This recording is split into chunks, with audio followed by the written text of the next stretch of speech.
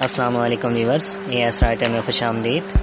آج کے اس ویڈیو کا ٹاپک ہے 14 اگست 1947 یوم پاکستان۔ ویور، پاکستان کب اور کیسے بنا؟ پاکستان کا نام کس نے رکھا؟ پاکستان کے وجود کے لیے وہ کون سے عظیم لوگ ہیں جنہوں نے اپنا وقت، مال اور جانیں قربان کی؟ ویورز، اگر آپ اس کے بارے میں مکمل انفارمیشن حاصل کرنا چاہتے ہیں تو ویڈیو کو اینڈ تک دیکھیں اور کائنڈلی ہمارے چینل کو سبسکرائب کر دیں اور بیل کے آئیکن پہ کلک کر دیں تاکہ آنے والی نیو ویڈیو آپ تک بآسانی پہنچ سکے۔ تو چلتے ہیں ویورز ویڈیو کی جانب۔ ویورز، پاکستان 14 اگست 1947 کو وجود میں آیا۔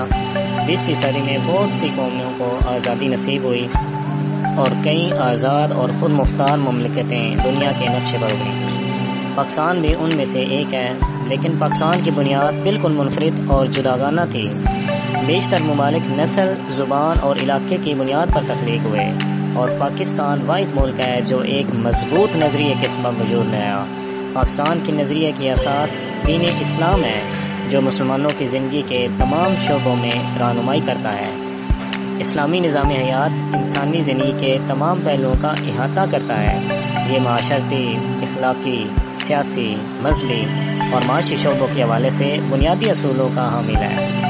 اسلامی نظام قرآن پاک اور حضور نبی اکرم صلی اللہ علیہ وسلم کی سنت اور احادیث پہ استوار ہے۔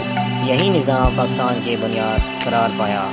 برصغیر کے تاریخی تناظر میں نظریہ پاکستان سے مراد وہ نظریہ ہے جو برصغیر کے مسلمانوں نے پاکستان حاصل کرنے کے لیے قائم کیا تھا، یعنی یہ مسلمانوں کا وہ خیال تھا جس کی بنا پر وہ ہندوؤں سے الگ قوم ہے۔ نظریہ اسلامی دراصل نظریہ پاکستان ہے۔ علامہ اقبال نے برصغیر کے مسلمانوں کے سامنے ایک الگ مملکت کا تصور پیش کیا جس کا نام برطانیہ میں زیر تعلیم ایک مسلمان نوجوان چودھری رحمت علی نے پاکستان تجویز کیا۔ مسلمانوں کے لیے علیحدہ ریاست قائم کرنے کی تجویز 23 مارچ 1940 کو مسلم لیگ کے تاریخی اجلاس میں سامنے آئی۔ یہ اجلاس لاہور کے منٹو پارک میں منعقد ہوا۔ یہاں مسلم لیگ کی طرف سے ایک قرارداد منظور کی گئی جسے قرارداد لاہور اور بعد میں قرارداد پاکستان کا نام دیا گیا۔ ویورز، آج جس ملک میں ہم زندگی بسر کر رہے ہیں وہ اللہ رب العزت کا احسان، قائد اعظم محمد علی جناح، علامہ اقبال، لیاقت علی خان، چودھری رحمت علی کی محنت اور لگن کی بدولت ہے۔ اگر علامہ اقبال نے پاکستان کا خواب نہ دیکھا ہوتا اور قائد اعظم محمد علی جناح پاکستان کے بانی نہ ہوتے تو آج ہم بھی انگریزوں کے غلام ہوتے اور ان کے ظلم و ستم کا نشانہ بنتے۔ اگر قائد اعظم پاکستان کو حاصل کرنے کے لیے جدوجہد نہ کی ہوتی، علامہ اقبال جو ہمارے قومی شاعر ہیں انہوں نے اپنی شاعری سے مسلمانوں کو نہ جگایا ہوتا تو آج ہم یوں ہی خواب غفلت میں سوئے رہتے۔ اگر ہم قائد اعظم محمد علی جناح کو بانی پاکستان کہتے ہیں تو اس میں کچھ غلط نہیں۔ ویورز، محمد علی جو بعد میں جناح کہلائے اور پھر کروڑوں مسلمانوں کے قائد اعظم بنے، کسے معلوم تھا کہ کاٹھیا واڑ کے رہنے والے چمڑے کے ایک تاجر جناح پونجا کے ہاں پیدا ہونے والا یہ نائف و نزار بچہ بڑا ہو کر بانی پاکستان کہلائے گا۔ یہ بچہ بڑا ہو کر ان ظالموں اور لٹیروں کا محاسبہ کرے گا جو گزشتہ 2 صدیوں سے اسلام کے نام لیواؤں کو اپنے ظلم اور ناانصافی کی چکی میں پیس رہا ہے۔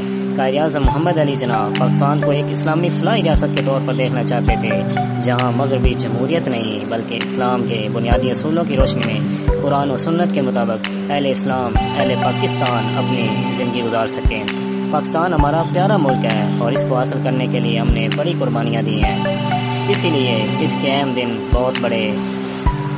دن ہم بڑے جوش و خروش سے مناتے ہیں۔ ان دنوں میں یوم آزادی، یوم پاکستان اہم ترین دن ہے۔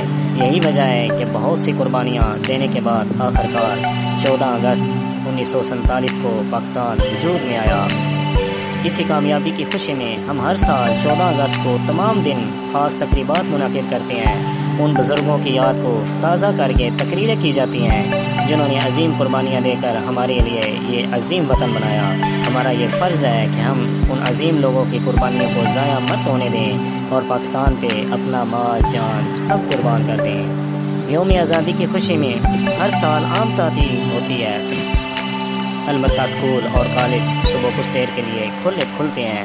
اسکولوں اور کالجوں کے طالب علم خاص پروگرام میں وطن کی محبت کے نغمے گاتے ہیں۔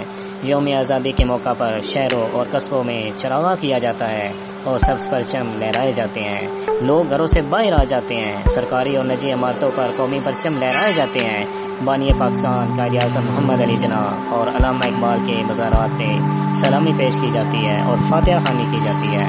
گورنمنٹ آف پاکستان اور پاک فوج کی جانب سے سلامی پیش کی جاتی ہے اور پھولوں کے گلدستے مزارات پر نچھاور کیے جاتے ہیں۔ اس طرح پوری قوم ایک ہو کر یوم پاکستان مناتی ہے۔ ویورز، اگر ویڈیو اچھی لگے تو لائک اور شیئر کرنا مت بھولیں۔ انشاءاللہ آپ سے ہوگی ملاقات ایک نیو ویڈیو کے ساتھ۔ ٹیک کیئر، اللہ حافظ۔